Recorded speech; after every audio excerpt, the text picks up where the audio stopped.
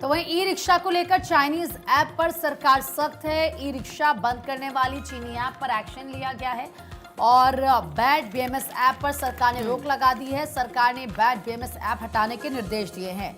तो देखिए किस तरीके से सरकार ने ई रिक्शा को दूर से ही बंद कर देने के मामले में 3 चीनी मोबाइल ऐप बैड बीएमएस, इसके अलावा लॉसिजी और एपॉक आईआईएन को ऐप स्टोर से हटाने का आदेश दिया है। सोशल मीडिया पर वायरल वीडियो सामने आने के बाद इंटरनेट से जुड़े वाहनों में साइबर सुरक्षा खामियों को लेकर चिंता बढ़ गई है।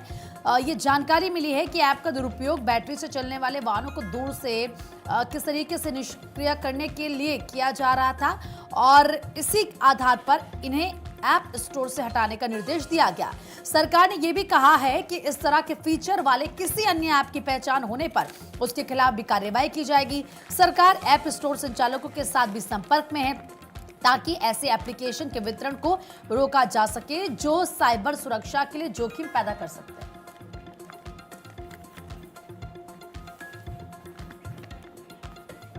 तो वहीं इलेक्ट्रॉनिक्स एवं सूचना प्रौद्योगिकी मंत्रालय में सचिव एस कृष्णन ने ये जानकारी दी कि ऐप स्टोर को जरूरी सावधानी बरतनी चाहिए। सरकार इस मामले को उनके साथ उठाएगी ताकि संभावित रूप से हानिकारक ऐप उपलब्ध न रहे।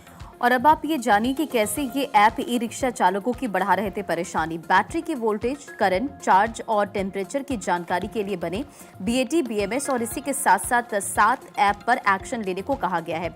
दावा है कि शरारती लोगों ने इन ऐप से 10 से 15 मीटर के दायरे में ई रिक्शा चालकों को परेशान किया। लिथियम आयन बैटरी पैक वाली ई रिक्शा की निशाना बने। ऐप से ई रिक्शा की बैटरी ब्लूटूथ से कनेक्ट कर उसका डिस्चार्ज फंक्शन बंद करते थे और जिससे ई रिक्शा रुक जाता था। बिना पासवर्ड के बैटरी मैनेजमेंट सिस्टम वाले जो आसानी से निशाना बनते थे। तीसरा कि कई चालकों ने कहा कि बंद होने पर ऐप से ही ई रिक्शा दोबारा ऑन होता और इसके लिए 300 से 500 रुपए देने तक पड़ते थे और सवारियों को बीच में उतारनी पड़ती थी। यानी कि आप इससे अंदाजा लगा सकते हैं कि किस तरह से मुश्किलें बढ़ती थी।